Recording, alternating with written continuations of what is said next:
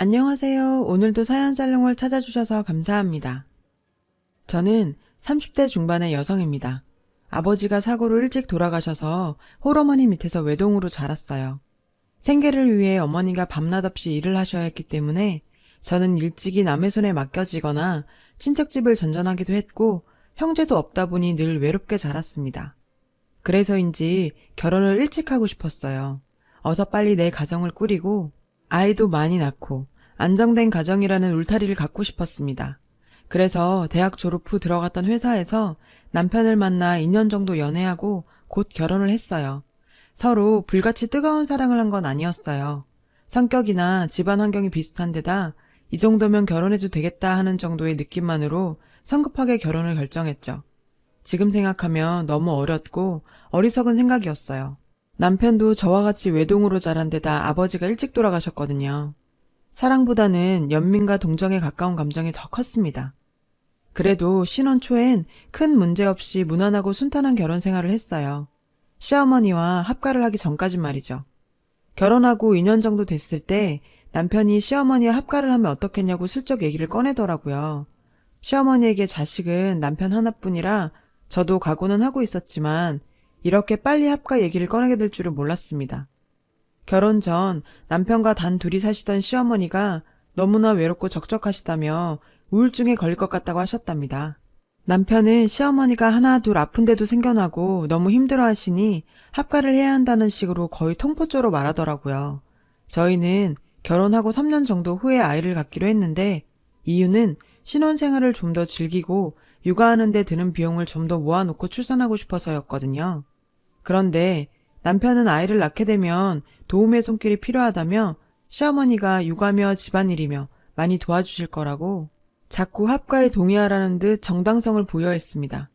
전 너무 부담스럽고 갑작스러워서 선뜻 대답하기 어려워 주저하고 망설이는 모습을 보였더니 남편이 돌변하며 불같이 화를 내더라고요. 난 네가 그런 사람인 줄 몰랐어. 내 엄마면 네 엄마기도 한 거 아니야? 난 장모님을 우리 엄마처럼 똑같이 생각하는데 넌 아니구나? 이렇게 서운함을 토로했어요. 그때부터 저랑은 눈도 안 마주치고 차려놓은 밥도 안 먹고 무슨 말을 해도 그냥 무시를 했어요. 애도 그런 애가 없었고 갈수록 한심하고 저에게 실망감 안겨주는 행동만 하더라고요. 연애할 때도 그렇고 결혼하고 나서도 한 번도 보이지 않았던 남편의 그런 모습에 전 많이 놀랐습니다. 아버지 없이 어머니와 단 둘이 살아서인지 시어머니와 남편의 관계는 정말 끈끈하고 깊었어요. 너무 가까운 사이라 제가 들어갈 자리가 없을 정도라는 생각이 들 때면 저와 남편의 사이는 반대로 너무 멀게 느껴지곤 했어요. 합가 전에 명절이나 행사에 시댁에 찾아가면 대놓고 저는 없는 사람처럼 행동했습니다. 남편이 좋아하는 과일이라며 메론을 썰어 남편에게만 주기도 하고 가끔씩 외식하러 가면 저희 식성이나 취향보다는 남편이 먹고 싶은 곳으로만 갔어요. 제 의사는 한 번도 묻지 않더라고요. 제가 시어머니와의 합가를 꺼리는 이유 중에 가장 큰 건 시어머니의 강한 성격 탓입니다. 시어머니는 동네에서 유명한 싸움꾼이세요. 항상 인상을 쓰고 다니셔서 미간에 깊은 주름이 있고 몸집도 크시고 목청도 좋으셔서 평범하게 말씀하셔도 온 동네가 쩌렁쩌렁 다 울릴 정도랍니다. 사소한 일에도 시비를 걸며 싸우려고 덤비셔서 동네 사람들이 알아서 피해 다니고요. 결혼 전에 처음 인사드리려 시댁에 찾아갔을 때도 저한테 무작정 목청을 높이시더라고요. 다짜고짜 옷차림이며 인상이 마음에 안 든다고 하셨어요.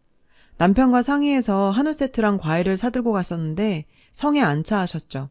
결혼할 집에 고작 이런 걸 사가지고 오느냐며 자기 집안을 무시하냐고 하셨어요. 역시 어른 없이 자란 집 딸이니 보고 배운 게 뭐가 있겠냐. 초면에 친정 비하까지 서슴지 않았습니다. 그때 너무 큰 상처와 충격을 받아서 결혼을 망설였는데 남편이 정말 미안하다며 대신 사과를 했고 어머님이 남편 없이 자기를 키워내시느라 성격이 저렇게 되실 수밖에 없었다며 이해해달라고 울면서 매달렸습니다. 원래는 저런 분이 아니고 결혼하면 달라지실 거다. 자기가 더 노력하고 잘 하겠다고요. 그땐 저도 아직 어린 데다 세상 물정을 몰랐고 남편이랑은 문제없이 잘 맞았기 때문에 내가 남편이랑 결혼하는 거지 시어머니랑 하는 거 아니니까 많이 신경 쓰지 말자 하고 가볍게 생각하고 넘겼어요. 그리고 어떤 사람이랑 언제 결혼을 하든 크고 작은 문제들은 다 있는 법 아니겠냐고 생각했고요. 지금 같아선 바로 그때 결혼 생각을 접었어야 했는데 정말 후회가 막심합니다. 그깟 결혼이 뭐라고. 그땐 무엇보다 하루라도 빨리 결혼해서 가정을 꾸리고 싶다는 생각이 너무 강렬했거든요. 아무튼 결국엔 시어머니와 합가하기로 했고 지옥 같은 나날들이 시작됐습니다.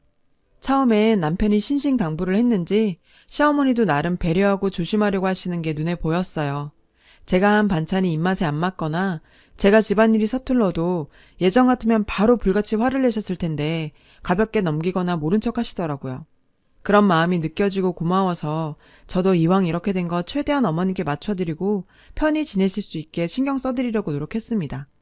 결혼과 동시에 일을 그만두고 전업주부로 살던 저는 어머님과 합가 후 자주 부딪힐까봐 신경 쓰기도 했고 까다로운 어머님의 입맛을 맞춰드리고자 오전에는 요리를 배우러 다니려고 했습니다. 근데 이 문제로 한참 갈등이 생겨서 시끄러웠어요. 넌 왜 결혼한 지 얼마 되지도 않은 게 벌써 밖으로만 도는 거니?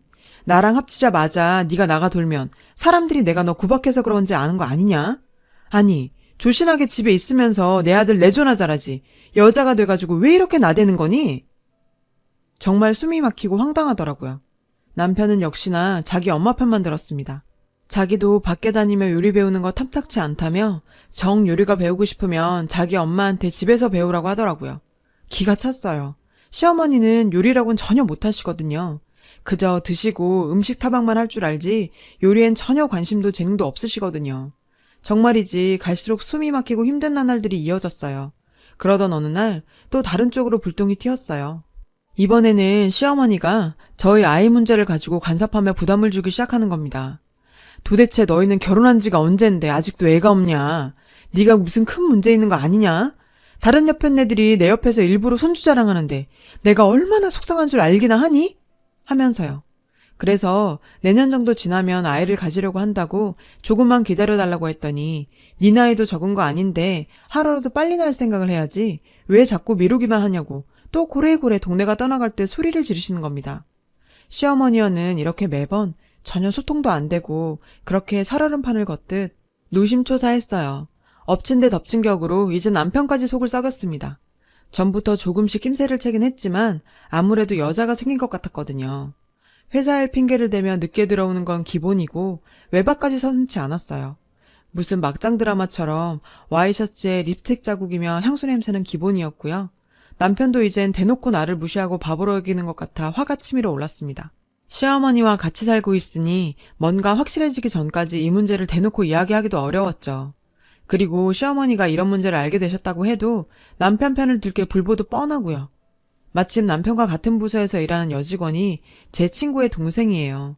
그래서 그 친구가 동생한테 들은 남편 회사 얘기를 저한테 전해주곤 했거든요. 어느 날 급하게 그 친구한테 전화가 왔어요. 야, 동생이 그러는데 네 남편 요즘 확실히 여자 생긴 것 같대. 예전보다 굉장히 밝아졌다는데? 전화며 카톡이며 수시로 해대고 되게 야해 보이는 여자랑 둘이 손잡고 시내를 모텔 쪽으로 사라지는 것도 직접 봤대.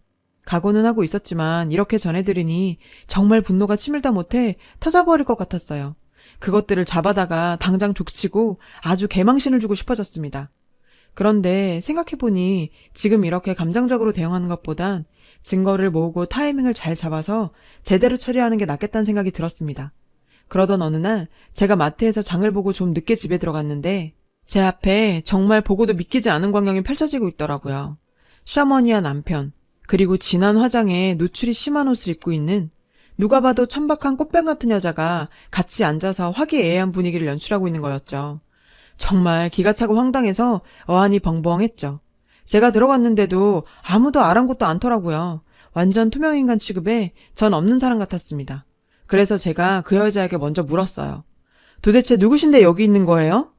그랬더니 시어머니가 잠깐 움찔하더니 네 남편 회사 일하면서 알게 된 누님인데 일적으로도 많은 도움을 주신다더라. 얼른 인사드리라고요. 그 여자를 자세히 보니 정말 나이가 남편보다 최소 5살은 더 많아 보이더라고요. 저 여자가 남편한테 일적으로 도움을 줘? 정말 어이가 없네. 무슨 싸구려 술집 마당 같은 여자를 가지고 그걸 믿으라고? 그런 생각들이 저절로 들었어요. 제가 또 일적으로 만난 분이 왜 집에까지 와 있는 거냐고 물으니 시어머니가 막 화를 내는 겁니다. 네가 집안에서 살림이나 하는 게 뭘 아냐? 남편 지인이 왔으면 인사를 하고 대접을 해야지. 어디서 그런 태도야? 그 여자 앞에서 또 소리 지르며 난리를 치기 시작하셨어요. 남편 놈은 외면하고 그 여자는 실실 쳐 웃고 있고요. 정말 이놈의 집구석 그나마 있던 오만정이 다 떨어지고 억울해서 미칠 것 같았어요. 그래서 시어머니에게 어머니, 이 여자 누군 줄 아세요? 남편이랑 불륜 저지르고 있는 여자예요. 그거 알고도 이랬을 거예요?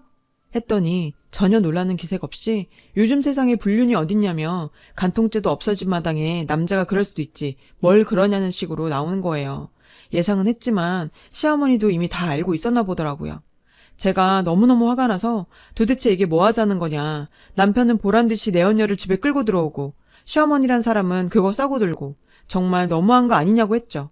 그랬더니 남편놈이 그제야 말을 꺼냈어요. 너무한 건 너야. 나도 더 이상 너처럼 답답한 여자랑 못 살겠으니까 네가 나가줘. 따지고 보면 너도 잘한 거 없어. 네가 얼마나 여자로 안 보이고 매력이 없으면 내가 이랬겠냐? 라며 저를 벌레 보듯 보는데 정말 살인이 괜히 나는 게 아니란 걸 몸으로 느낀 순간이었네요. 네가 그딴 소리 안 해도 너 같은 인간하고는 더는 못 살겠고 더러워서 하루라도 빨리 너 같은 거랑 당장 인연 끊고 살고 싶어. 하니까 시어머니가 난데없이 저한테 달려오더니 뺨을 때리고 폭언을 퍼부었습니다. 어디 니깟 년이 내 아들한테 더럽단 말을 하냐? 빨리 사과해! 라며 고래고래 소리를 지르고 머리채도 잡혔어요. 그 천박한 여자가 시어머니를 말리며 어머님 살살하세요. 그렇게까지 했으면 됐어요. 이 여자도 다 알아먹었겠죠. 이러는 겁니다. 그때 정말 더 이상은 이런 사람들과 엮이는 게 소름 끼치고 죽도록 다 싫어지더라고요. 자존심이니 억울함이니 제가 찾을 권리니 아무것도 생각나지 않았고 그저 하루라도 빨리 이런 악마 같은 인간 말종들과 인연을 끊을 생각만 간절했습니다. 그래도 애가 없는 걸 아주 천운으로 여기면서 바로 합의 이혼하고 그 인간들하고는 완전히 연을 끊었습니다. 제가 남들처럼 아버지도 있고 형제 자매도 있는 든든한 친정이 있었다면 저 인간들이 저랬을까. 제 처지가 너무 한심하고 가여워서 눈물이 났지만 그래도 나만 믿고 나 하나만 행복하게 살길 바라는 친정 엄마가 생각나서 얼른 대차게 내 길 찾아보자 하는 의지가 생겼습니다. 결혼하고 몇 년을 경단녀로 살아왔기에 할 수 있는 일이라곤 한정적이었고 그마저도 일 구하기가 쉽지 않았어요. 그러다 조리사 자격증도 따고 여기저기 발로 뛰며 알아보던 중에 작은 반찬 가게를 창업했어요. 나라와 여러 단체의 도움도 받고 지인들의 격려 속에서 서서히 가게 운영은 순조로웠고 나중에는 배달까지 하면서 직원이 10명 정도 되는 큰 가게로 성장하게 되었어요. 새벽부터 밤까지 신선하고 좋은 재료를 발로 뛰며 공수했고 레시피 개발과 손님 서비스에도 꼼꼼히 신경을 썼죠. 인터넷을 통한 주문도 받다 보니 어느새 연 매출 억대의 대박 가게가 되었어요. 이혼하고 일을 해보니 내가 사업에 소질이 있구나, 나도 하면 되는구나 하는 자신감이 생겼어요. 친정엄마와 같이 살고 있는데 어머니도 편히 모시게 되어 너무 기쁘답니다. 그러다 친구를 통해 전 남편 얘기를 듣게 됐어요. 전 남편과 그 여자가 결혼을 하고 살다가 그 여자가 집은 물론이고 전 재산을 다 갖고 튀어서 전 남편은 거지 신세가 되었다고요. 회사에서도 불륜남이라 은근히 손가락질 받고 그 여자한테 다 뺏긴 뒤론 완전 넋이 나간 채로 살다가 결국 회사에서도 잘렸답니다. 역시나 예상했던 결말이었죠. 그러던 어느 날이었어요. 반찬 가게에 꿈에도 보기 싫은 예전 시어머니가 찾아왔습니다. 정말 무슨 낯짝으로 여길 다 온 건지 누구한테 얘기를 듣고 온 건지 모르겠더라고요. 제 눈치를 살살 보더니 오랜만에 봐서 반갑다며 살갑게 인사를 하더군요. 정말 대단한 사람이구나. 사람이 뻔뻔하게 어쩜 저럴 수 있지? 하는 생각이 들더라고요. 무슨 일로 오셨냐 물으니 어디서 들으니까 네가 장사를 크게 한다고 해서 한번 보고 싶어서 왔다더군요. 그걸 봐서 뭐 하시게요. 전 그쪽 발끝도 보고 싶지 않으니까 다시는 찾아오지 마세요. 라고 매몰차게 얘기했어요. 그랬더니 갑자기 불쌍한 척을 하며 우는 신용을 하며 다가와서 제 손을 잡는 거예요. 소름이 확 끼쳤죠. 이게 뭐 하는 거냐며 손을 잡아 뗐는데 내가 잘못했다. 너같이 착한 며느리를 몰라보고 아주 꼬리가 9개는 달린 여우 같은 년한테 홀리고 속아서 우리가 큰 실수를 했다. 네 남편은 회사도 잘리고 너만 찾으면서 운다. 제발 나를 봐서라도 네 남편 한 번만 만나주면 안 되겠니? 저렇게 계속 두다가 내 잡겠다. 나 걔 잘못되면 못 살아. 너도 알잖니? 뭐라고요? 정말 어이가 없어서 제 남편이요? 말 조심하세요. 제가 당신 볼 게 뭐가 있어서 당신을 봐서 그쪽 아들을 만납니까? 들을 가치도 말할 가치도 없는 말 더 이상 하지 마시고요. 더 이상 남의 영업장 찾아와서 영업방해하지 마세요. 경찰 부를 거예요. 예, 아가, 그러지 말고 내가 무릎이라도 꿇으마. 제발 한 번만 용서해주면 안 되겠니? 우리가 그년한테 흘려서 제정신이 아니었어. 제발 이렇게 빌게. 나를 봐서라도 한 번만 좀 봐주면 안 되겠니? 사람 하나 살리는 셈 치고. 이 여자 아직까지 내가 예전에 바보 같은 그런 여자로 알고 감정에 호소하는 것 같더군요. 손님들이 웅성대고 가게 분위기가 말이 아니었어요. 소리를 더 내면 안 될 것 같아 시모 귀에 대고 얘기했어요. 할머니, 자꾸 여기서 이러시면 곤란해요. 미쳐도 곱게 미치셔야죠. 나가세요. 하면서 직원 2명에게 부탁해서 저 할머니 끌어내달라고 했죠. 그렇게 제 눈앞에서 직원들 손에 질질 끌려 나갔습니다. 그 서슬퍼렇던 모습이 얼마나 초라하고 한심하고 우습던지요. 아주 통쾌했어요. 자기들이 자초한 일, 자기들이 감수해야죠.